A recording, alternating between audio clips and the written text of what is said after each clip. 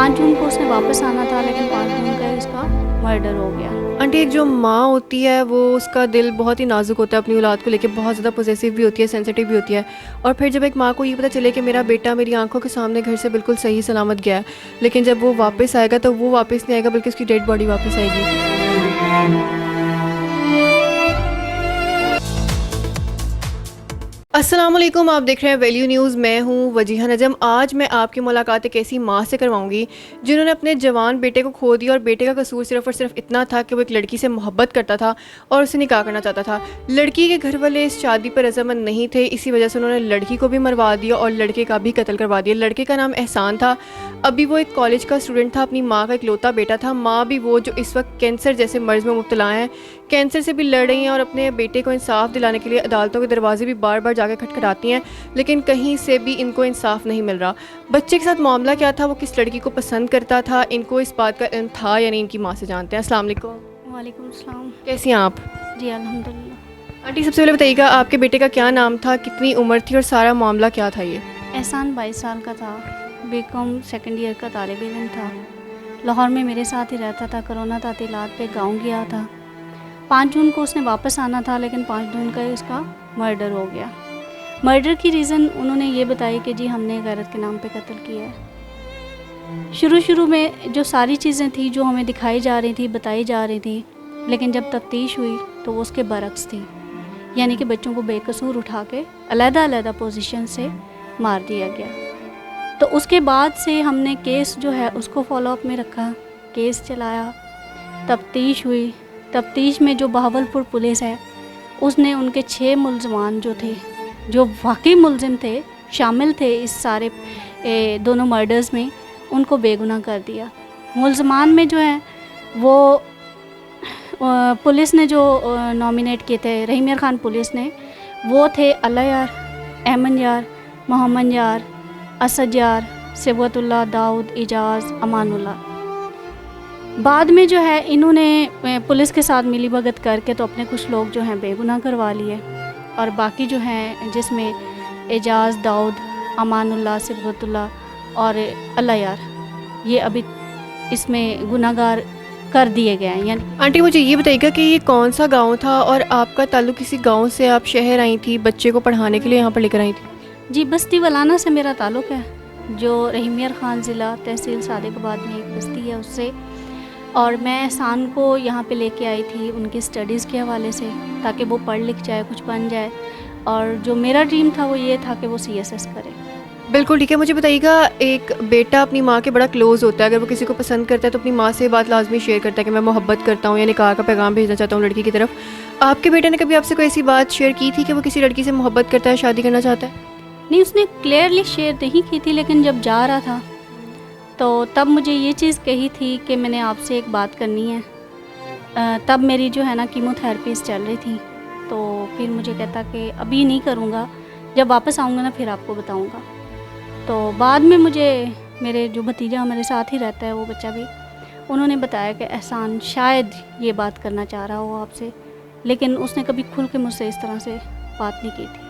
जो आंटी दूसरी पार्टी ने आपके बेटे को गैरत के नाम पे कत्ल किया, उनके पास उन्होंने कुछ देखा था, लड़की से मुलाकात की, उसने एहसान मिलने गया था, उस लड़की ने एहसान को बुलाया था, क्या वजह बनी और वो लड़की कहाँ है? लड़की से मिलने वो गया ही नहीं है, ठीक है। लड़की जो थी वो रहती थी जहाँ पे उसके सामने ही बिल्कुल पड़ोस में घर है अमानुल्लाह का, जो इस वक्त मुजरिम करार पाया है, अमानुल्लाह मर्डर में शामिल है। वो उस लड़की को पसंद करता था और वो उसको, लड़की को ट्रैप करना चाहता था। लड़की ट्रैप हो नहीं रही थी। उसने फिर ये प्लान बनाया, क्योंकि उसके चूँकि पता था कि साफ ज़ाहिर बच्चे एक दूसरे को पसंद करते, ये बात लड़की के घर वालों को भी पता थी, लड़की की तरफ से भी था। हाँ, सबको पता था कि लड़की जो है वो लड़की कहती थी बाकायदा घर वालों से कि मैंने एहसान से शादी करनी है, लेकिन अमानुल्लाह जो है उसको ट्रैप करने की कोशिश करता था, बात करनी वो नहीं करती थी।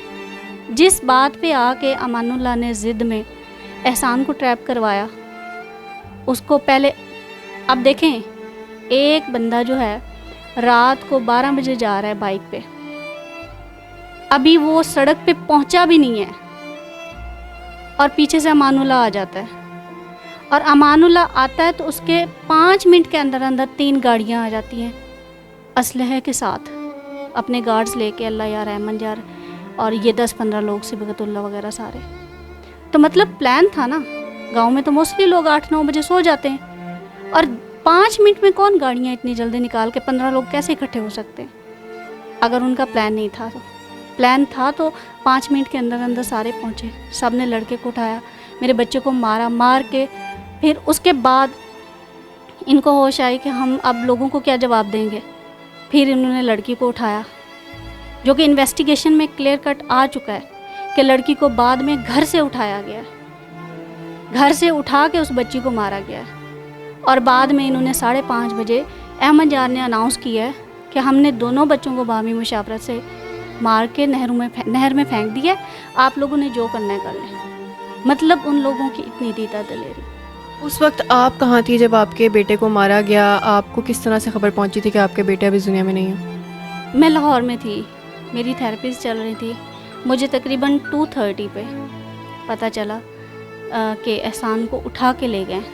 उस वक्त मुझे ये नहीं पता था कि एहसान जो है ना, उसका मर्डर हो चुका है। उस रात मैं सोई नहीं थी, मेरी खुद की कंडीशन बहुत अजीब थी। मुझे ऐसा लगता था कोई बहुत बड़ा तूफान आने वाला है। और जब मुझे 2:30 पे भाई की कॉल आई है, तो कॉल को देखते ही पता नहीं अजीब सी वो होता है ना, फीलिंग्स आना शुरू हो गई कि पता नहीं अल्लाह खैर करे क्या होने वाला है। लेकिन मुझे नहीं पता था कि एहसान के साथ होने वाला है और इतना कुछ होने वाला है। और मुझे फिर सुबह को तकरीबन 5:30 बजे पता चला कि एहसान का मर्डर हो गया, हमने मर्डर कर दिया।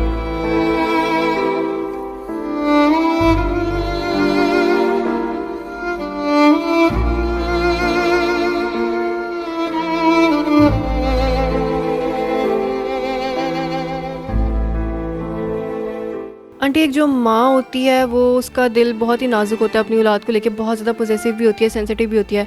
और फिर जब एक माँ को ये पता चले कि मेरा बेटा मेरी आंखों के सामने घर से बिल्कुल सही सलामत गया है, लेकिन जब वो वापस आएगा तो वो वापस नहीं आएगा, बल्कि उसकी डेड बॉडी वापस आएगी।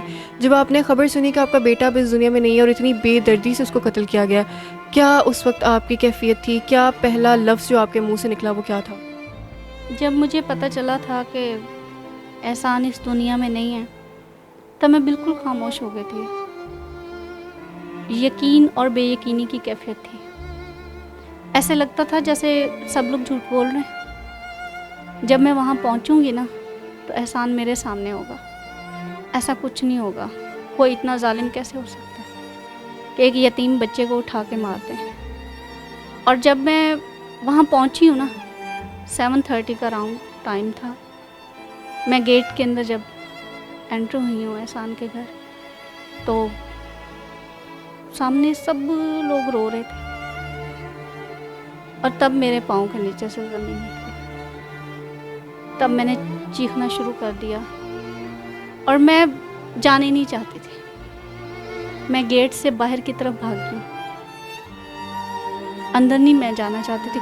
मैं उसे देखना ही नहीं चाहती थी इस तरह से लेटे हुए। मुझ में हौसला ही नहीं था। मुझे सब पकड़ के ले गया कि आखिरी दफ़ा देख लो, फिर उसने नहीं लौट के आना। और मैं आंखें नहीं खोल रही थी। मेरी आंखें खोलने की कोशिश कर रहे थे कि आंखें खोल लो, एक दफ़ा देख लो उसे, लेकिन हौसला नहीं हो रहा था। मैं उसे देख ही नहीं पा रही थी। जब एहसान का जनाजा उठाया ना, सुर्ख आंधी आई है, सुर्ख आसमान पे, मट्टी, धुआं, और उसके अंदर इतने बड़े बड़े ओले। और जब तक जनाजा हुआ है, जनाजा पढ़ा के वापस आए, तब तक वो चलती रही है।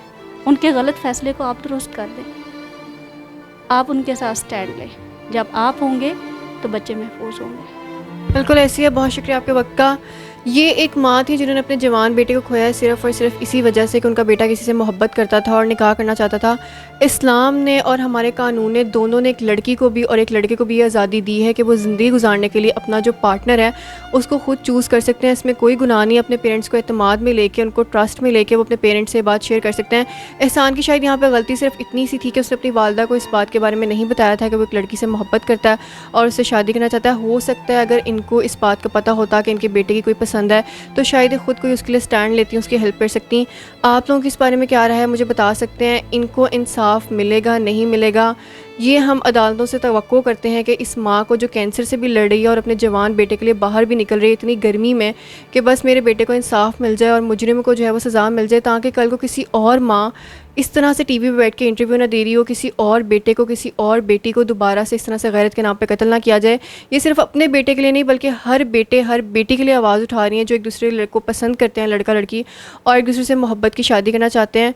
हम उम्मीद करते हैं इनको अल्लाह की तरफ से जल्द अज जल्द ज़रूर इंसाफ मिलेगा। उम्मीद करती हूँ आपको वीडियो पसंद आई होगी। अगले शो में आपसे दोबारा मिलूंगी। अपना बहुत ज़्यादा ख्याल रखिएगा। अल्लाह हाफ़िज़। वैल्यू न्यूज़ की वीडियोस देखने के लिए हमारा यूट्यूब चैनल सब्सक्राइब कीजिए, साथ ही साथ बेल के आइकन पर भी क्लिक कीजिए ताकि आप हमारी आने वाली तमाम मालूमाती वीडियो से बाखबर रह सकें।